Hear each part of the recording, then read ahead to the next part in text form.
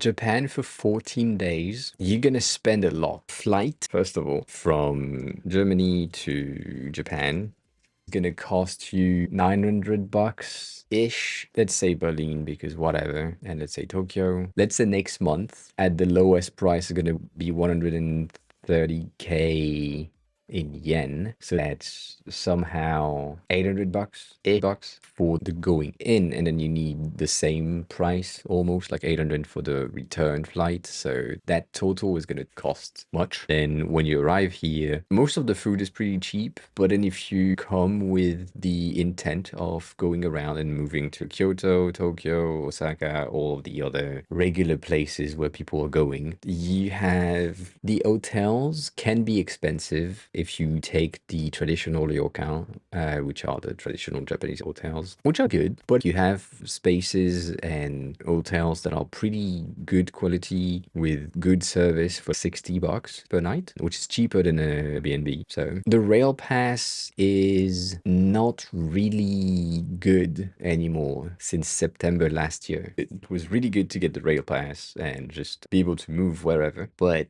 now it's like 70% more expensive and it's not as good. It becomes interesting when you are taking the train more than, I think, 5 times with the new price, or 3 times, 5 or 3 times, I don't know. And when I'm saying 5 times, it's like back and forth. Buy the fucking plane ticket. And then again, the plane is extremely cheap. If you take the train, which is an experience, right? And you do that today, it's 13,000 yen, which if you want to know how much it costs, technically you get rid of the 2 digits at the end, and that's roughly how much it costs. So that ticket is going to be 80 euros. But then there's this thing called a plane where the price of the plane ticket is 30 bucks. So it's half the price. It's faster. Yes, you take the plane. I know.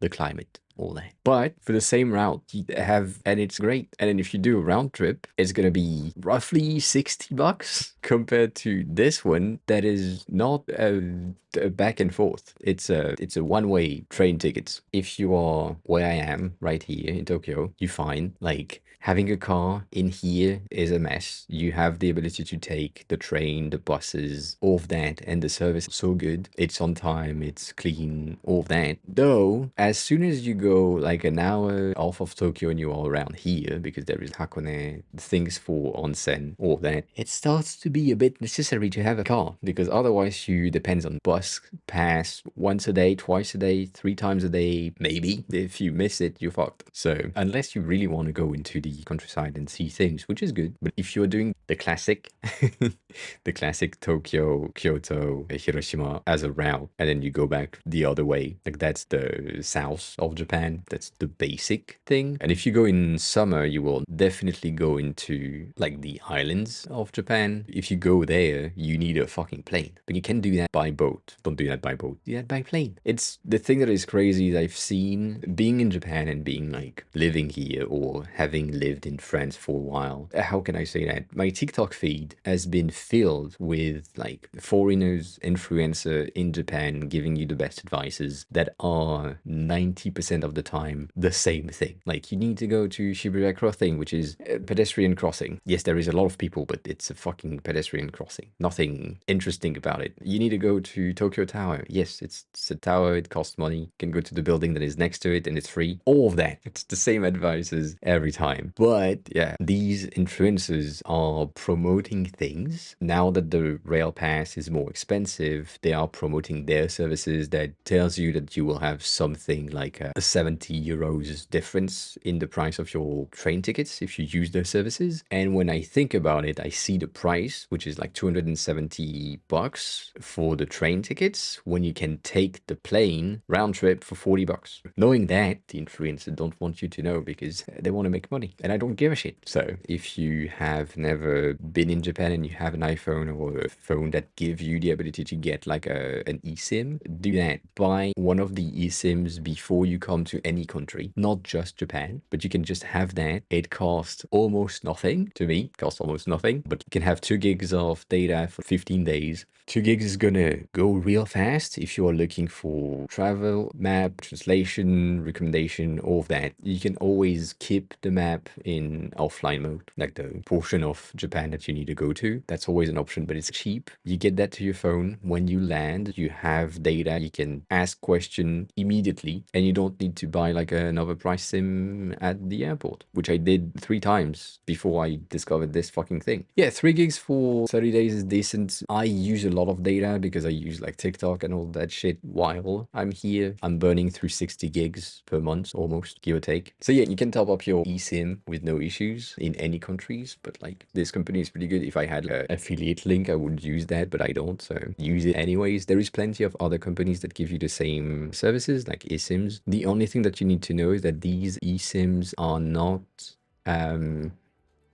available for SMS verification, like text message verification. So if you have a service that you want to use here and you need to make sure that your phone number is accessible, I don't know, Uber Eats, for example, you can't use that number. You just have internet. You don't have a phone that can call. It's not an option. There are laws in Japan that don't allow people that are not resident to get a phone number. So it's hard to get like a phone number. You can't have a disposable phone number. So that's a thing to know. But it's pretty good to get your SIM card. If you want to stream the whole experience of Japan, you will have the full experience of Japan data services, which is shit for streaming, live stream, like IRL streams. It's not great. There are like a lot of services in Japan or like around the world, but like in Japan, there is, I think, 5 companies that give you streaming backpacks. So you have in your bag, you have batteries, cell reception, and camera on your shoulder that can be taken off if you want to stream it in front of you and then put it back on your shoulder. But the service is just spotty and connecting to the wireless network is bad. I would tell you, if you are someone who uses TikTok or Instagram Reels or anything, and you are interested in Japan, your feed is going to be filled with Japan content. And basically my recommendation for you is to take all of the video that you see, and every time that something is recommended more than 2 times, just don't do it. Like it's gonna be the norm. So if you have someone that says you need to go there, and you have someone else that says you need to go there, and then you have someone else that says you need to go there, and it's the same there every time, you're like, okay, cool, I'm not gonna go there because it's gonna be populated by tourists, and you're just gonna queue for 3 hours to get a sandwich. Happens all the times. So not recommend. Avoid a touristy place. The huge recommendation, if you are someone who likes to drink and go out at night and all of that, if you have a guy that is trying to get you in a bar telling you that there will be like a discount because you're friends now, whatever, that's a trap. If you look for there is a lot of stories. Once again, I can't confirm, I don't know, but there is a lot of stories of foreigners that have had their drink spiked and being drugged while we're in the bar to make them black out and then make them pay thousands of dollars of bottles just because they were blacked out, and then because they don't remember, they are forced to pay. So that's not a good thing. But it's in some specific parts of Japan, and most of the time, specifically if a pretty girl is leading you to a bar. I don't understand that culture of paying for the seat. Like, you need to pay for the table for an hour, and then you need to pay for the girl for an hour, and then you need to pay for the drinks for you, the drinks for her. Whereas you can just go in a regular bar and you pay for your drinks and you're good. You can go with a girl, that's not an issue. But it's just, I don't understand this, the seat tax, table tax, all that. And my last thing, which is a recommendation that can apply to any countries, but mostly for Japan, learn the basic phrases like say hello, say good evening, good night, how much is that, where is this, I'm going there, how. Learn the basics and you shall be fine. There is, as I think I said that last time, but a lot of foreigners, tourists, are complaining that they've been like learning Japanese and being really interested in Japanese culture, went to Japan for 2 weeks vacation type of thing, and they're trying to speak Japanese and everyone spoke in English to reply, and they were frustrated because they wanted to practice their Japanese but apparently it didn't work. Whatever. I've been living here for a year and a half now. I have never experienced that, not a single time. Like, every time that I go into a store, that I go into a restaurant, that I go somewhere, that I try to buy something, they are trying to speak Japanese first, and I'm trying to answer in Japanese, and then we have a weird ass conversation of me being really understanding the thing, And and them not really understanding me, but then we understand each other. And I say sorry for the English, they say sorry for the Japanese, and then we good. And I've never really had anyone like start in English because they saw my face. I think one time there is one guy that at the end when I paid, I think he said thank you, but that's about it. Whereas all of the other tourists that I hear or people that were very excited to come to Japan have been like, oh, everyone is talking in English to me. I don't understand. I'm like, I don't know. Didn't have, I don't look Japanese, so it's weird. Japanese people don't really speak English. No, that's true. Japanese people in Tokyo can speak English, maybe. But if you go to Osaka or if you go to other places, that's gonna be hard. Osaka is a really anti-tourist place. So if you look like a tourist and you behave like a tourist, they're gonna try to avoid you as much as they can, which they do also in Tokyo, but still, it's not the same level. Yeah, Google Translate is great. The discussion option on Google Translate is really good. Like it detects when you're speaking, when the person is speaking Japanese, it detects that person, and then if you start speaking, it translates it automatically, and it's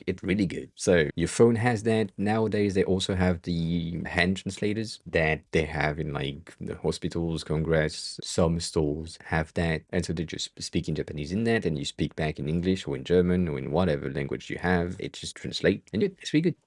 DeepL has that as well, yes. And currently ChatGPT Voice also has that. It's an option and it's really good. I think the most important thing for me for coming to a country as a general rule, and it has always been my take, is I'm not going there as a vacation or as a tourist. I'm going there to see if I can live there. I'm attempting to do the thing that the normal people living there are doing when I'm visiting for the first time, rather than doing the touristic things or going in sightseeing adventures, all of that. So when I went to Milan, for example, I was staying in a Airbnb, but then during the day I went on a walk because it was the weekend, ate something somewhere, went back home, watched a movie, came back outside at night, had something in a restaurant as well. Did the same thing in Stockholm, did the same thing in Germany. And it's really, I feel like it's a better experience. Like you get a more natural experience and you just do a thing that other people would do and could recommend you to do on a day-to-day basis, which is fun. Maybe I should create a travel guide for Japan. I could do for Tokyo. I don't think I could do Japan as a general rule, but a thing like recommendation for non-tourist stuff that you can do, or things to avoid, like places to avoid because it's crowded.